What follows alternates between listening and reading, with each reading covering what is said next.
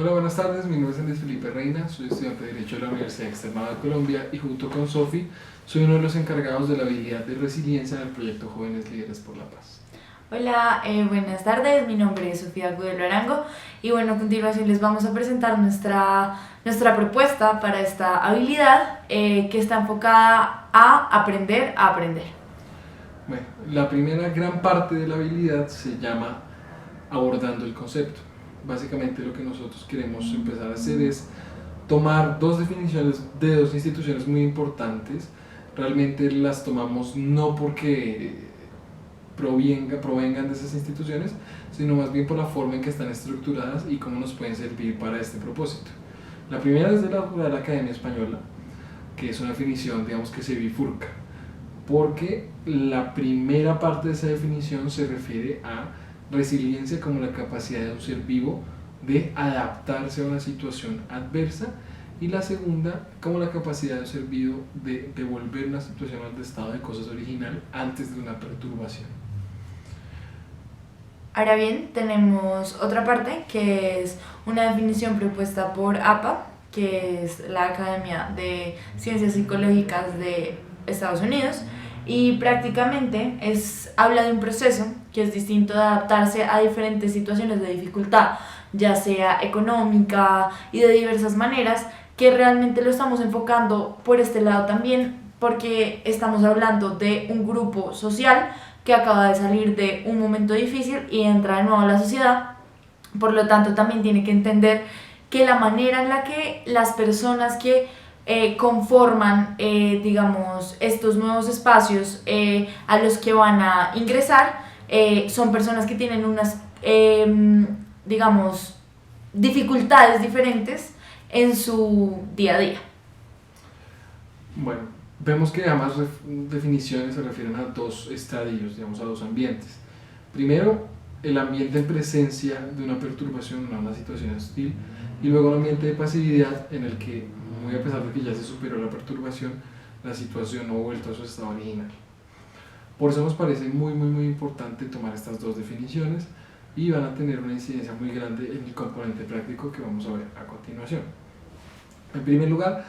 el primer componente práctico que queremos adelantar, le hemos puesto el nombre de ejemplificando en grupo, y es un ejercicio a través del cual, digamos, que los asistentes van a recrear escenarios hipotéticos o reales. La idea no es forzarlos a ellos a contar nada, sino por el contrario, tal vez a elucubrar, a pensar un poco en situaciones en las que ellos puedan verse involucrados, que representen tanto un estado de perturbación, un estado hostil, como un estado de pasividad. Este ejercicio, digamos, que se trata de un diálogo en grupo, donde exclusivamente los participantes que voluntariamente, pues, digamos, se atrevan a contar alguna historia sobre la que hayan pensado o que hayan vivido incluso, puedan compartirla con los demás, y de esa forma denotar un proceso de identificación de situaciones. Digamos que ya aquí entramos a una segunda parte de nuestra presentación. Esta parte la hemos denominado sobre el conflicto y la guerra. ¿Por qué? Nos parece muy importante identificar los orígenes de ese estado de perturbación y de ese posterior estado tal vez de pasividad en el que ellos se encuentran. Es generado por la guerra, por el conflicto, pero nos interesa muchísimo que, como uno de los fines esenciales de estas actividades y del proceso de paz en sí es la reincorporación, hacerles comprender que los conflictos son escenarios que se presentan día a día y que son eminentemente necesarios para el progreso humano. Y dentro de esto, tener un poco en cuenta el hecho de realmente lo que buscamos también con esta aproximación a las personas es un componente más empático, donde puedan, digamos,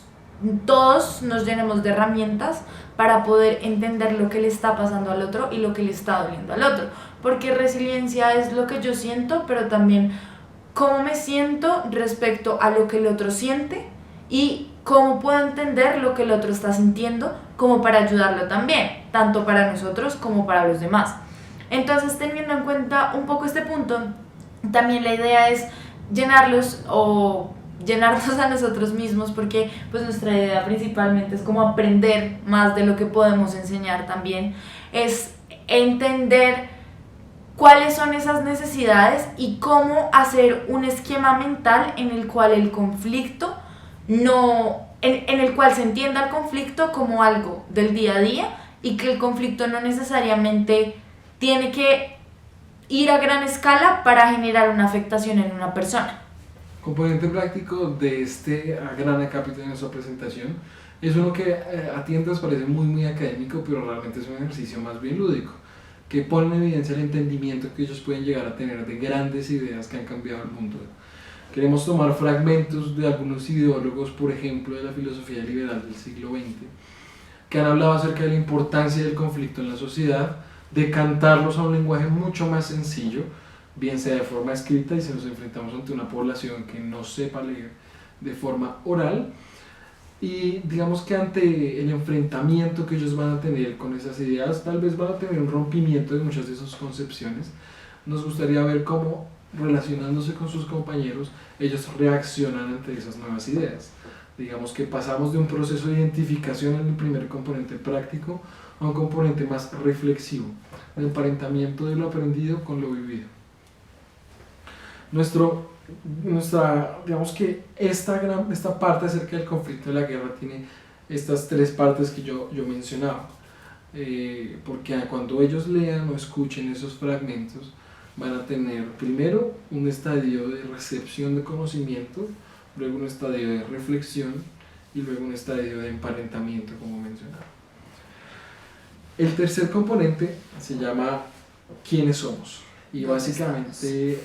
hace referencia a cómo nosotros queremos tal vez demostrarles a ellos cómo existen ciertas ideas, no todas compartidas, tal vez lugares comunes, sobre qué es un excombatiente, sobre el deber ser de un excombatiente y por qué algunas de estas concepciones, digamos que pueden llegar a afectar su reincorporación de forma positiva o negativa.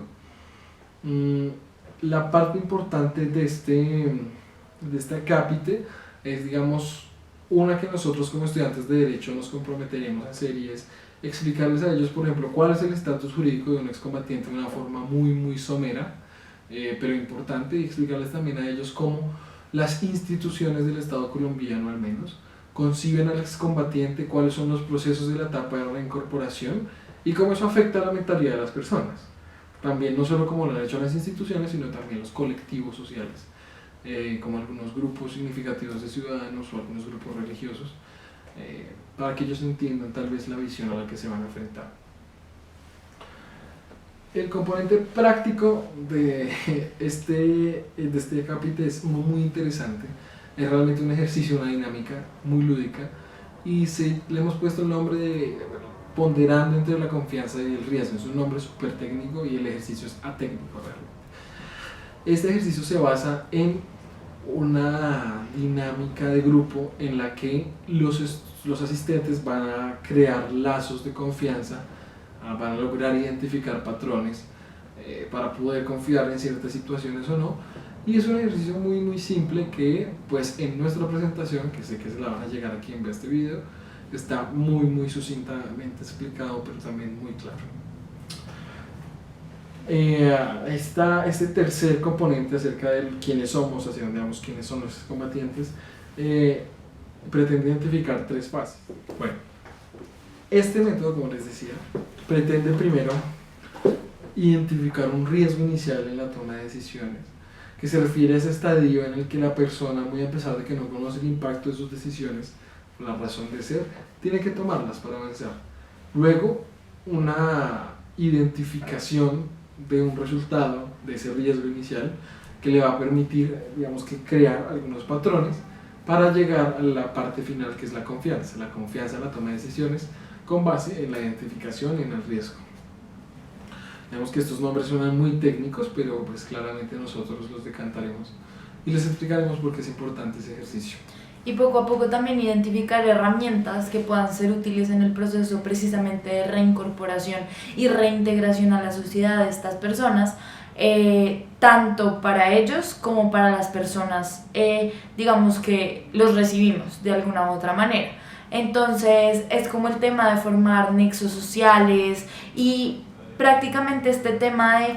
identificar patrones también funciona en cuanto a la formación de herramientas para poder afrontar una pues cierta afectación, digamos, que estas personas puedan tener en su vida cotidiana, que se irá desarrollando pues poco a poco y que ya se ha venido desarrollando. Entonces, como lo son las redes sociales, como lo había establecido anteriormente, como lo son el confiar en las personas que lo rodean, como lo son el saber identificar un conflicto y atacarlo mediante las emociones, porque al fin y al cabo todos somos seres emocionales y la idea es llegar un poco por este tema de empatía y de entender que lo que nos afecta a todos es distinto. Bueno, nuestro cuarto punto en la presentación se refiere al papel de la educación en, al menos, digamos, una formación en resiliencia, si es que podemos hablar de tal concepto, o al menos en las etapas de reincorporación. ¿Y por qué nos quisimos referir al papel de la educación? Porque haciendo una lectura un poco profunda de cómo están establecidos los procesos de reincorporación, hay un papel, claro, por delante en la educación,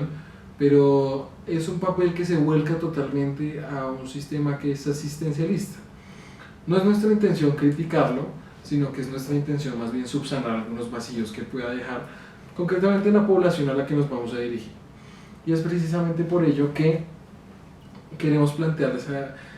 digamos, a los asistentes cómo la educación es un pilar fundamental de la reincorporación y de la reintegración, y cómo no debemos nosotros mismos dejar de educarnos, cómo es posible adquirir conocimiento constantemente de forma autónoma sin la necesidad de una intervención de un tercero. Esto lo haremos a través de un componente práctico que se llama Aprendiendo Juntos, y se trata de un estadio, una actividad que reconoce que todos, independientemente de nuestro contexto, sabemos algo acerca de una práctica, una disciplina o un método, desde cómo pescar hasta cómo hacer ecuaciones lineales, por ejemplo. La idea es que los asistentes compartan al menos 3 datos, cada dato con un asistente distinto, para así generar una pequeña red de conocimiento en la cual, por la lógica del ejercicio, cada asistente va a saber al menos 3 cosas nuevas al final de la sesión. Y en ese sentido estaremos creando, como se ve en la diapositiva, una red de conocimiento que se va a extrapolar luego a quienes no hayan asistido a la sesión pues, que vamos a adelantar Sofía y yo. Y también, digamos, de esta forma, incentivar un poco la curiosidad. Porque precisamente esto nacen las ganas de educarse y nacen de querer saber más y a profundidad sobre las cosas que vamos viendo y nos llaman la atención. Entonces la idea con este ejercicio es precisamente eso, como también generar ese movimiento y que fluctúen en cuanto a